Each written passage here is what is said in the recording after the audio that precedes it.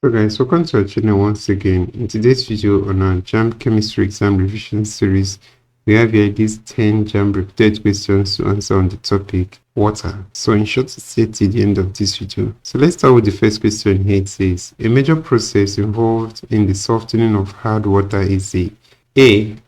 Oxidation of calcium atoms to its ions. B. Conversion of soluble calcium salts to its trioxocarbonate 4. C. Conversion of an insoluble calcium salts to its trioxocarbonate 4. D. Decomposition of calcium trioxocarbonate 4. So guys, the answer to this question will be option B here. That's conversion of a soluble calcium salt to its trioxocarbonate 4. So let's consider the next question, question number 2 here. It says, which of the following is a hygroscopic substance? We have NaNO3, B, CaCl2, C, MgCl2, and D, FeCl3. So, guys, the correct answer to this question is option A, and that's NaNO3. That's sodium trioxonitrate 5. So, the sodium trioxonitrate 5 is a hygroscopic compound, because it's a substance that can absorb moisture from the atmosphere while it still remains the same. So let's consider the next question, question number 3 here. It says, on exposure to the atmosphere, a hydrated salt loses its water by crystallization to become anhydrous. This phenomenon is referred to as A. Efflorescence, B. Hydrolysis, C. Deliquescence, D. Hygroscopy. So guys, the answer to this question is option A, and that's efflorescence. Actually, efflorescence is the process through which hydrated salts lose all or part of their water by crystallization to the atmosphere. So let's consider the next question, question number 4 here. It says, the method that can be used to convert hard water to soft water is A. Passage over activated charcoal. B.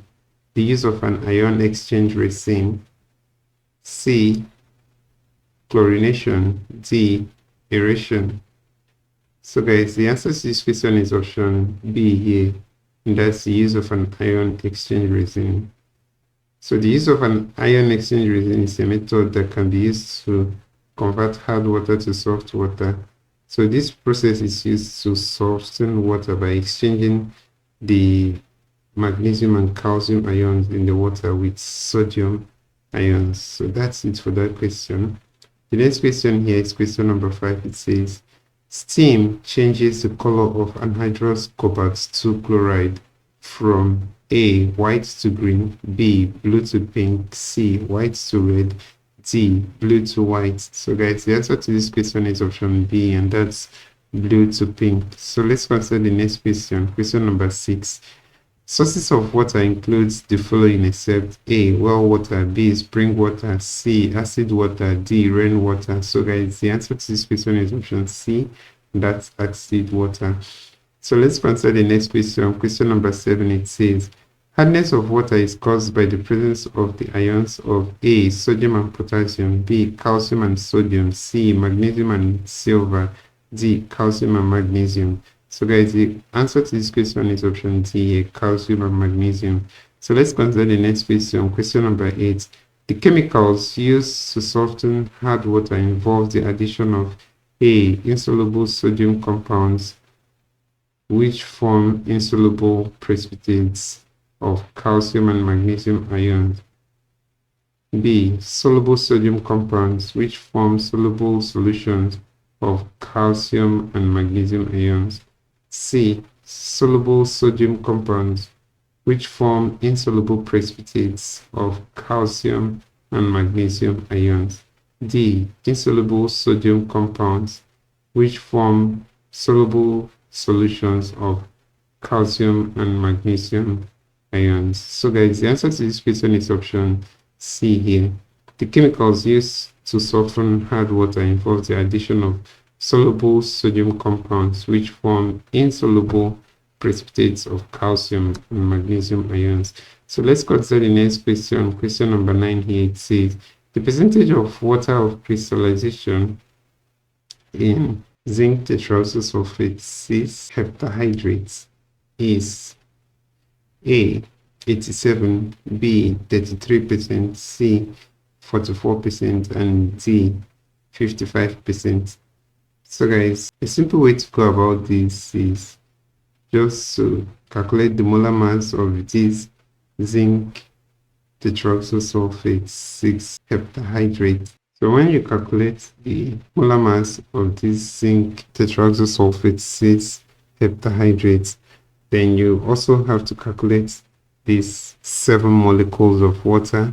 That's the molecular mass of these 7 molecules of water. So the percentage of water will now be the molar mass of the water over the entire molar mass of the solution, then times 100. We can actually do this together here. Look, let's just simply zoom into our workspace here and do this together. So zinc has an atomic mass of 65. So let's say 65 plus sulfur is 32, then plus oxygen is 16.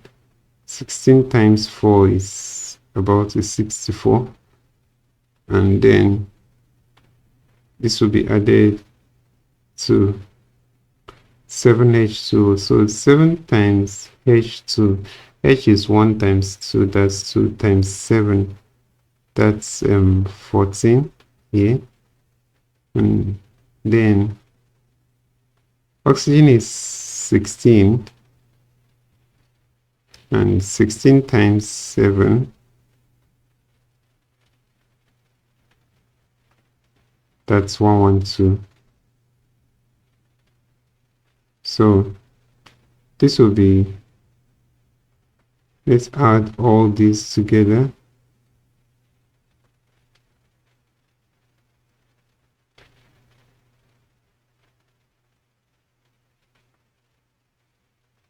So this will be 287. So, but for water alone, that's 7 molecules of water. All we just have to do is to add the 14 to the 112. That's the 7 hydrogen to the 7 oxygen. So this will give us 126. So it's the 14 plus 112 is 126. So 7H2O is this, and then ZnSO4 7H2O is this. So now we've gotten the two. We're going to, for us to calculate the percentage of water, we're going to do that of water, that's the molecular mass of water, over the total molecular mass of the compound, that's ZnSO4 7H2O. Then all these times 100. So with this, that's 126 over 287 times 100. So this 126 over 287, then times 100 here. So guys, the answer here is 43.9. That's approximately 44%. So guys, that's option C here, and that's the answer to this question. So let's consider the next and the last question, guys. That's question number 10 here. It says, which of the following substances is not hygroscopic? We have A, salt, B, sugar, C, aluminium, D, silica gel. So guys, the answer to this question is option C, and that's aluminium. Aluminium is not hygroscopic. It does not have a strong affinity for water vapor. and does not absorb moisture from the air. So guys, that's the answer to this question. This is where we'll end this video, guys, for today. If you enjoyed this lesson, please give it a thumbs up. Don't forget to subscribe to this channel if you're not a subscriber. If you have any specific question regarding this video, guys, you can drop your question on the comment section below and we'll ensure to give you a response. So guys, we also want to encourage you to join our YouTube channel community by hitting the join button below. Then you gain access to this community where we'll post a lot of updates for you guys on JAMB examination. This will help you even as you prepare for your JAMB examination for the year. So thank you once again for watching this video and see you on the next one.